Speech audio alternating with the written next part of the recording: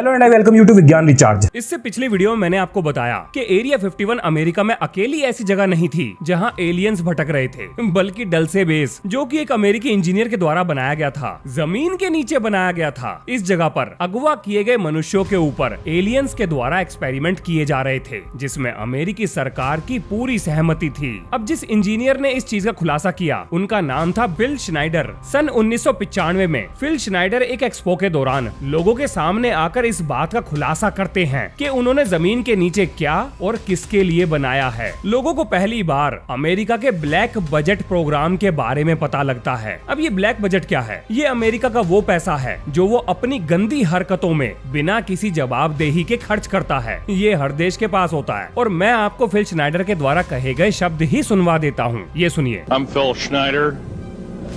I spent 17 years in black budget programs, government geologist, as engineer. लेकिन अगर आपको याद हो तो मैंने ये कहा था कि अमेरिकी सरकार और एलियंस के बीच में युद्ध हुआ था, जो युद्ध अमेरिकन मिलिट्री हार गई थी। तो अगर फिल श्नाइडर ने एलियंस के लिए बेस का निर्माण किया था तो युद्ध कब हुआ था? आओ बताता हूँ। दरअसल American military underground weapon depot के लिए जियोलॉजिस्ट और साइंटिस्ट की एक टीम इकट्ठा करती है, जिनको डल्से में सही लोकेशन का पता करने के लिए भेजा जाता है। और जब ये अपने ड्रिल से जमीन के अंदर गड्ढा खोद रहे थे तब इनकी ड्रिल बार बार टूट रही थी, लेकिन आखिरकार ये गड्ढा करने में कामयाब हो गए। और भाई साहब, जैसे ही गड्ढा पूरा हुआ उसमें से किसी चीज के सड़ने की बड़ी गंदी बदबू आने लगी और अगले ही पल एक बड़ा जोरदार धमाका होता है और लंबे लंबे एलियंस इनके सामने खड़े थे। अमेरिकन मिलिट्री का एलियंस के साथ युद्ध होता है और इस युद्ध के दौरान एलियंस के द्वारा चलाए गए प्लाज्मा वेपन से फिल श्नाइडर की 2 उंगलियां कट जाती हैं। और कमाल की बात बताऊं, इस युद्ध में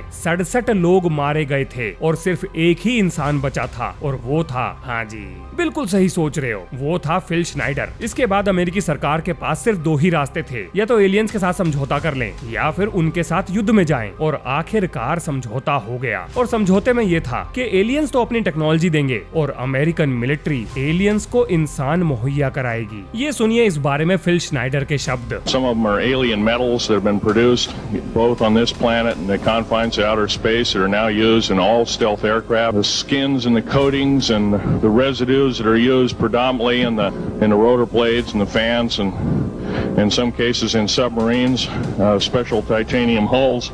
All this has come from alien technology. अब अगर आप काफी लंबे समय से मेरी वीडियो देख रहे हैं तो आपको मैजेस्टिक 12 के बारे में जरूर पता होगा। 12 लोगों का वही समूह जो अमेरिका में बनने वाले हर उस हथियार या टेक्नोलॉजी पर नजर रखता था जो अमेरिका को दुनिया में सबसे आगे रख सके। अगर आपने निकोला टेस्ला वाली सीरीज देखी है तो उसमें मैजेस्टिक 12 के बारे में बहुत अच्छे से बताया गया है, जिन्हें शॉर्ट में MJ-12 के नाम से जाना जाता था। अब अमेरिकन मिलिट्री और एलियंस के बीच में हुए समझौते के हिसाब से एलियंस जानवरों को और इंसानों को अगवा करके उनके ऊपर एक्सपेरिमेंट कर सकते थे, लेकिन इन हरकतों की जानकारी मैजेस्टिक 12 को देकर और इसके बदले में अमेरिकी सरकार को एडवांस मिलिट्री टेक्नोलॉजी मिली, जैसे कि स्टेल्थ टेक्नोलॉजी। अगर आप ध्यान दें तो उस समय पर मिलिट्री टेक्नोलॉजी आज के समय की सिविल एविएशन टेक्नोलॉजी से भी बहुत आगे थी। इसके अलावा एलियंस ने स्पेशल अलॉय कैसे बनाए जाते हैं इसकी टेक्नोलॉजी भी ट्रांसफर कर दी। ऐसे अलॉयज जो सिर्फ वैक्यूम या स्पेस की 0 ग्रेविटी में ही बनाए जा सकते हैं। और अगर आप गौर करो तो यही वो समय था जब अमेरिका ने ढोल नगाड़े बजाकर स्पेस में अपना दखल बहुत बढ़ा दिया था। फिल श्नाइडर ने यह भी क्लेम किया कि एलियंस ने अमेरिकी सरकार को ऐसी टेक्नोलॉजी भी दी है जो अर्थक्वेक ला सके, जिसकी टेस्टिंग हो चुकी है। 14 अगस्त 1999 सुबह के 8:17 पर सैन फ्रांसिस्को में जो अर्थक्वेक आया था वो इसी वेपन टेस्टिंग की वजह से आया था। इसके अलावा फिल श्नाइडर ने यह भी कहा कि एलियंस ने ऐसे बैक्टीरिया और वायरस बनाने का तरीका अमेरिकन मिलिट्री को सिखा दिया है जिससे धरती की पॉपुलेशन को कंट्रोल किया जा सके। इसके बाद फिल श्नाइडर ने यह भी कहा कि क्योंकि वो इतना सब कुछ जानते थे तो FBI उनके पीछे लग गई और सेल्फ डिफेंस में एक FBI एजेंट उनके हाथों से मारा भी गया। लेकिन FBI ने तब भी उनको कुछ नहीं कहा, क्योंकि अगर वो ऐसा करती तो FBI को ये बात एडमिट करनी पड़ती कि वो फिल श्नाइडर के पीछे क्यों लगे हैं और ये मामला और उलझ जाता। फिल श्नाइडर ने यह भी बताया कि अमेरिकन मिलिट्री से बाहर 6 ऐसे लोग थे जिन्हें इस चीज की जानकारी थी थी जिनमें वो भी हैं, और आज उनमें से 5 इस दुनिया में नहीं हैं। सबके सब सुसाइड कर चुके हैं। क्या ये इत्तेफाक है? फिल श्नाइडर ने बार बार अपने परिवार और मिलने जुलने वालों को ये कहा कि अगर कभी भी आपको मेरे मरने की खबर आए तो याद रखना, मैं आत्महत्या नहीं करूंगा बल्कि मेरा मर्डर ही होगा। इसके बाद जनवरी 1996 में, यानी उनकी स्पीच के ठीक 4 महीने बाद, फिल श्नाइडर अपने अपार्टमेंट में मृत पाए जाते हैं और उनकी मौत का कारण था आत्महत्या। अब इसके बाद जो फिल श्नाइडर की ऑटोप्सी रिपोर्ट आई उसमें साफ साफ लिखा था कि फिल श्नाइडर ने मेडिकल ट्यूब का फंदा बनाकर आत्महत्या की है। लेकिन मिस्टर श्नाइडर के पास आत्महत्या करने के और भी आसान तरीके थे। उनके पास गन थी, यहाँ तक कि वो नींद की गोलियां भी ले सकते थे, लेकिन उन्होंने ऐसा कुछ भी नहीं किया। और जो फोटोग्राफ्स उस समय खींचे गए थे उनसे ये साफ पता चल रहा था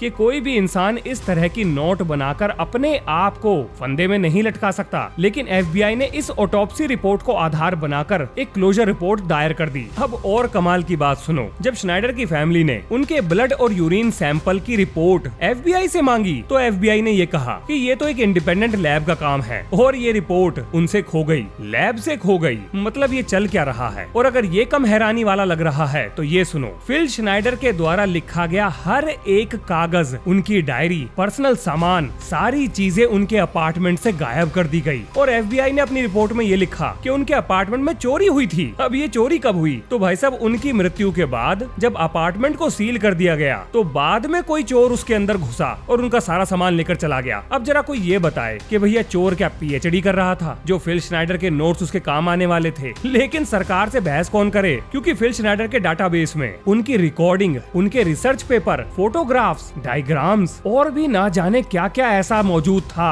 जो अमेरिकी सरकार के बहुत सारे राज खोलकर लोगों के सामने रख देता। अब अगर आप ये सोच रहे हैं कि जी बड़ा बुरा हुआ, मतलब ये ठीक नहीं किया सरकार ने, ना ऐसे कौन करता है, तो यहाँ पर मैं आपको बता दूं कि फिल श्नाइडर अकेले ऐसे इंसान नहीं थे जिनके साथ कुछ ऐसा हुआ था। दूसरे के बारे में सुनो, और ये है थॉमस कैस्टेलो, एक हाई प्रोफाइल मिलिट्री फोटोग्राफर। आपने अक्सर नॉर्थ कोरिया को बिल्कुल हाई फाई मूवी स्टाइल में मिसाइलें टेस्ट करते हुए देखा होगा, उनकी वीडियो देखी होंगी। तो ये जो मिलिट्री टेक्नोलॉजी का डेमोन्स्ट्रेशन शूट किया जाता है, मतलब जिन फोटोग्राफर्स के द्वारा शूट किया जाता है, हाँ जी, तो बस आप ये मान लो कि थॉमस कैस्टेलो भी कुछ इसी तरह के काम धंधे में थे। और कमाल की बात ये है कि थॉमस कैस्टेलो के पास भी डलसे बेस पर जाकर फोटो खींचने का क्लियरेंस था। अब जब थॉमस कैस्टेलो को डलसे बेस की सच्चाई का पता लगा तो वो घबरा गया। बोले तो अंतर आत्मा ने इतना झंझोर दिया कि वो इस राज को नहीं छुपा पाया और डलसे बेस छोड़ने से पहले वहाँ से कुछ जरूरी कागजात चुरा लिए जो आज के समय डलसे पेपर्स के नाम से मशहूर हैं। और यही नहीं बल्कि थॉमस कैस्टेलो ने ब्लैक एंड व्हाइट फोटोग्राफ्स के साथ साथ लगभग 30 वीडियो फिल्म भी वहाँ से चुरा ली थी। जो फोटोग्राफ कैस्टेलो ने चुराई थी उनमें से एक ये है, साफ नहीं है पर इंटरनेट पर यही मिली, जिसमें ये दिखाया गया है कि एलियंस ने किस तरीके से इंसानों को कांच के चेम्बर में डाल कर रखा है। अब अगर ये सारी चीजें आपको हैरान कर रही हैं, तो जो अब बताने जा रहा हूँ ये तो सच में होश उड़ा देगा। 1995 में फिल श्नाइडर ने ये बात बता दी थी कि 2029 से पहले इंसानों की पॉपुलेशन को कंट्रोल करने के लिए बायोलॉजिकल वेपन का इस्तेमाल किया जाएगा। इशारा समझो, कोविड पैंडेमिक 2029 से पहले ही आया है। अब इस तरह की जानकारी 1995 में फिल श्नाइडर के पास कहां से आई? वेल, जब अमेरिकन मिलिट्री और एलियंस के बीच में समझौता हो गया था, तब फिल श्नाइडर को एलियंस के लिए underground 7 multi storey research facility बनाने का आदेश मिला और ये जानकारी उनके हाथ वहीं से लगी थी। अब जरा कुछ इंपॉर्टेंट लोगों की बयानबाजी सुन लेते हैं। ये सारे लोग American military secret, alien project और डलसे बेस से जुड़े हुए थे। Flying saucers, extraterrestrials, monsters from outer space. The government has been telling us for years that they're not real. They're weather balloons or swamp gas or reflections from the sun or the ravings of lunatics. Some of the government scientists who worked on the top secret project Blue Book are ready to talk. What's more, a series of revealing government documents have trickled out of the federal files, documents that paint a much different picture of the UFO phenomenon. Who was within 10 feet of the saucer and actually saw the 3 aliens get out and go up to General Gordon Williams, who was the wing commander at that time. And I have found out that the government has retrieved between 10 and 15 actual flying saucers, 3 of which have been in perfect condition, 1 of which they tried to fly. They have between 30 and 50 alien bodies in cryogenic storage. This is a mutilation. New Mexico State Police did the research on, or the investigation on it. देखो यहाँ पर एक TV interview की तैयारी चल रही है और इस इंटरव्यू के होस्ट जॉन लियर, जो कि अमेरिकी पॉलिटिक्स में काफी इन्फ्लुएंशियल व्यक्ति थे, उनका इंटरव्यू ले रहा है। अब देखो मिस्टर जॉन एक समृद्ध परिवार से आते थे, तो एलियन से जुड़ी हुई बातों को बढ़ा चढ़ाकर उन्हें पैसा कमाने की जरूरत नहीं थी, बल्कि क्योंकि वो एक इन्फ्लुएंशियल फैमिली से थे और उनके राजनीतिक ताल्लुकात थे, तो गवर्नमेंट के जो सीक्रेट चीजें उन्हें पता लगी, उनका जिक्र उन्होंने पब्लिक में कर दिया। उनकी दी हुई जानकारी के आधार पर इंटरव्यू लेने वाला व्यक्ति ये बता रहा है कि सरकार ने आज तक एलियंस के बारे में जो कुछ भी कहा है कि वो वेदर बैलून है, रिफ्लेक्शन है, आंखों का धोखा है, ये सारी बातें गलत हैं, क्योंकि मिस्टर लियर ये बताते हैं कि अमेरिकी सरकार के पास लगभग 12-13 फ्लाइंग सॉसर मौजूद हैं, जिनमें से 3 बिल्कुल परफेक्ट कंडीशन में हैं, जिन पर रिवर्स इंजीनियरिंग करके नई नई टेक्नोलॉजी हासिल की जा रही है। मिस्टर लियर ये भी बताते हैं कि डलसे में जिन गायों की मौत हुई थी, दरअसल वो किसी प्रेडेटर का हमला नहीं था, और जो संख्या लोगों को बताई गई है कि कुछ 100-200 गायें जो हैं डलसे से गायब हो गई थी, ये एक गलत नंबर है, क्योंकि असल में डलसे से एलियंस ने 9000 जानवरों को एब्डक्ट यानी के अगवा कर लिया था, और इन सारी चीजों की जानकारी अमेरिकन गवर्नमेंट को थी। Now, what kind of proof do you have that is true? How do you know that? Well, let me take a look. Let me read to you first what the Air Force says about the bodies. First of all, I'm going to read from the Introductory Space Science, Volume 2, Department of Physics, United States Air Force. This is Chapter 13, Unidentified Flying Objects. Now, this is what the Air Force has the students at the Air Force Academy read. And it says, the most commonly described alien is about 3.5 feet tall, has a round head, arms reaching to or below his knees, and is wearing a silvery spacesuit or coveralls. Other aliens appear to be essentially the same as Earthmen, while still others have particularly wide wrap-around eyes and mouths with very thin lips. And there is a rare group reported to be about 4 feet tall, weight of around 35 pounds, and covered with thick hair for clothing. Members of this last group are described as being extremely strong. Now, I'm not making this up. This is an Air Force. You can pick out an Air Force physics book and read this stuff. अब interviewer John से पूछता है कि भैया तुम्हारे पास सबूत क्या है, जो बातें तुम कह रहे हो इसको कैसे साबित करोगे? जिसके जवाब में जॉन कहते हैं कि अगर ये सारी बातें झूठी हैं, तो यूनाइटेड स्टेट्स की एयर फोर्स अकेडमी में डिपार्टमेंट ऑफ फिजिक्स के स्टूडेंट्स को introductory space science volume 2 chapter 13 में ये क्यों पढ़ाया जा रहा है कि एलियंस कैसे दिखते हैं? अगर ऐसी कोई चीज एग्जिस्ट करती ही नहीं, तो यूनाइटेड स्टेट्स की सरकार नेशनल सिक्योरिटी या नेशनल डिफेंस से जुड़े हुए लोगों को ऐसी चीजें क्यों पढ़ा रही है? क्या ये आपके दिमाग में शक पैदा करने के लिए काफी नहीं है? इसके बाद इंटरव्यूअर पूछता है कि सरकार सामने आके कह क्यों नहीं देती कि भाई यूएफओ की जो चीजें हमने आपसे छुपाई हैं वो गलत हैं, असल में एलियंस एग्जिस्ट करते हैं, ये चीज मानने में दिक्कत कहां पर है? तो जब ये बात पूछी गई तो उसके जवाब में मिस्टर जॉन ने अमेरिकन प्रेसिडेंट आम लोगों को संबोधित करते हुए जो भाषण पढ़ेंगे उसकी एक कॉपी पढ़कर सुना दी, क्योंकि इसके अलावा कुछ और बोला भी नहीं जा सकता। वैसे मैं आपको इस पूरे इंटरव्यू की वीडियो का लिंक व्हाट्सएप चैनल पर दे दूंगा, आगे का इंटरव्यू आप वहां पर देख सकते हैं। He would say, my fellow Americans, I come to you before you tonight with an announcement of great importance. Despite all our denials, flying saucers do in fact exist. Where they come from, we do not know. Who is in them, we do not know. Where they are from, we do not know, nor do we know how they got here or what they want. We are unable to duplicate any of the metals found on the several craft we have recovered, nor are we able to figure out how they are propelled. We have hidden these facts from you over the past 40 years in hopes that we could give you more answers. Unfortunately, we are no closer to answers today than we were 40 years ago. God bless you all. One thing that's puzzled me always, number one, has there ever been any photographic, physical evidence of terrestrial disturbance by these UFOs? Yes, last year in South Africa near Pretoria, one of these objects was seen by local police on a highway, and as they approached it with their police cruiser, it discharged a blast of flame onto the highway and took off at high speed. And when they checked it, they found that the pavement had been, a hole had been broken in the pavement about 6 feet in diameter, and the macadam road was set on fire and blazed for about 3 hours. And this was officially confirmed by the commandant. After 1 year's investigation, I believe that the flying saucers seen by veteran airline and Air Force pilots are objects from another planet. The Air Force itself has officially admitted that flying saucers exist. This statement appears in Project Saucer case number 75. Not only that, the Air Force has officially analyzed the motives of possible visitors from space. Here is a direct quotation from the official report. Such a civilization might observe that on Earth we now have atomic bombs and are fast developing rockets. In the past history of mankind, they should be alarmed. We should therefore expect at this time above all to behold such visitation. And it started out with a crash at Roswell. But actually the crash didn't actually happen in Roswell. Happened closer to Corona, New Mexico, southwest of Corona, New Mexico. Now, the craft was more or less an oval egg-shaped craft. It wasn't saucer-shaped. The creatures were about 4 foot. Some of the creatures were mangled, were heavily injured, and their bodies were torn apart.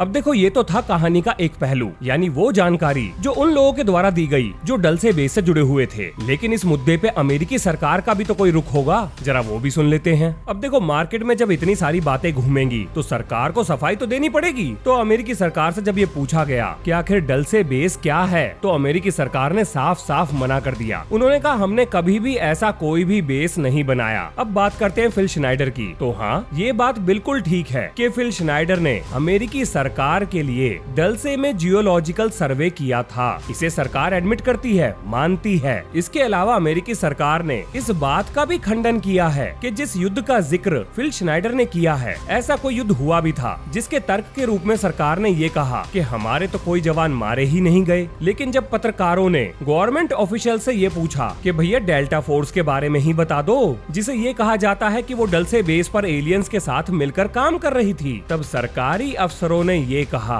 कि ये मामला national security से जुड़ा हुआ है, हम delta force के बारे में कोई भी जानकारी नहीं दे सकते, ये कॉन्फिडेंशियल है, क्लासिफाइड है। अब एक और मजे की बात सुनो, जब पत्रकारों ने ये पूछा कि भैया फिल श्नाइडर की जो मौत हुई है उसकी ऑटोप्सी रिपोर्ट में इतनी सारी गड़बड़े कैसे हैं, उनका यूरिन और ब्लड सैंपल, इसकी रिपोर्ट कहाँ है, तब सरकार ये कहती है कि देखिए जी, ये सब ना ह्यूमन एरर है, इंसानों से तो गलतियां होती ही हैं, तो इस चीज को बिना वजह का फालतू में बड़ा मुद्दा बनाया जा रहा है जिसकी कोई जरूरत नहीं है। फिर उनसे ये पूछा गया कि फिल श्नाइडर ने डलसे बेस पर हुई लड़ाई में अपनी जो उंगलियां खो दी थी उसके पीछे आप क्या कहेंगे। भाई साहब, सरकारी ऑफिशियल्स पूरी तैयारी से आए थे। वो एक चालाक चंदू को पकड़ कर ले आते हैं जो ये दावा करता है कि वो कॉलेज में फिल श्नाइडर के साथ पढ़ता था और एक एक्सपेरिमेंट के दौरान, मतलब बिजली से जुड़े हुए एक्सपेरिमेंट के दौरान उसकी ये 2 उंगलियां कट गई थी। अब आपको क्या लगता है कि रिपोर्टर्स ये बात सुनकर हजम कर लेते? नहीं। जब इन्वेस्टिगेटिव रिपोर्टर्स ने अपनी जांच पड़ताल करी तो ये पाया कि जो इंसान सरकारी ऑफिशियल्स ने ये कहकर दिखाया था कि ये फिल श्नाइडर के साथ पढ़ा है, वो तो रिकॉर्ड में था ही नहीं, उसकी कोई फोटो भी नहीं थी। अब आते हैं थॉमस कैस्टेलो पर। आपको याद होगा कि थॉमस कैस्टेलो ने एक पिक्चर दिखाई थी। अब सरकारी ऑफिशियल्स ये कहते हैं कि भैया ये तो असली पिक्चर है ही नहीं, ये तो एक मूवी सीन है और उसकी ब्लैक एंड व्हाइट पिक्चर। तो जी, ये था सरकार का वर्डिक्ट। लेकिन आप इस बात पर कितना भरोसा करोगे, क्योंकि जैसा कि आप जानते हो, यूएस गवर्नमेंट ऑफिशियल्स ने ये बात कोर्ट में एक्सेप्ट करी है कि उनके हाथ कुछ ऐसा लगा था जो इस दुनिया का नहीं था। ये रही उसकी video. You've stated that the government is in possession of potentially non-human spacecraft. Based on your experience and extensive conversations with experts, do you believe our government has made contact with intelligent extraterrestrials? Something I can't discuss in public settings. We have crashed craft, stated earlier. Do we have the bodies of the pilots? Biologics came with some of these recoveries. Yeah. Human or non-human biologics?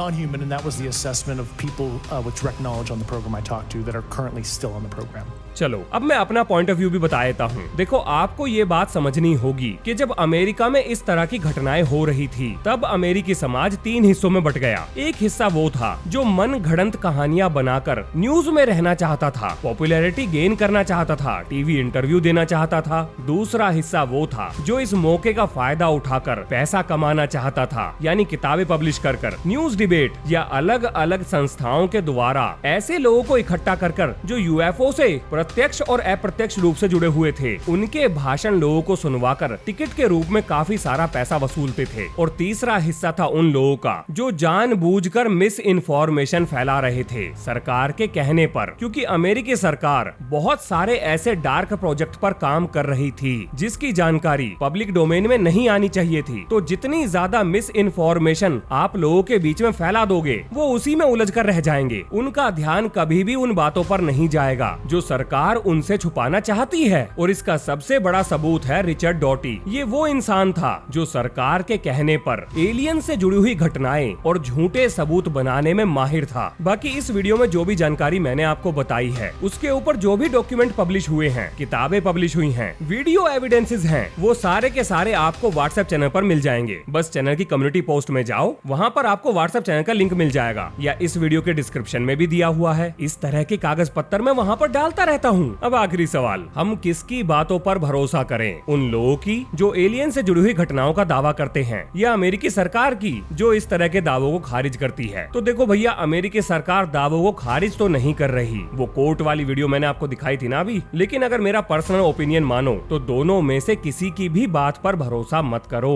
दोनों के अपने interest हैं। सिर्फ उतनी जानकारी पर भरोसा करो जितनी आपको आपके हिसाब से सही लगती है। तो ये है इस वीडियो का अंत। मिलते हैं नेक्स्ट वीडियो में। जय हिंद, जय भारत।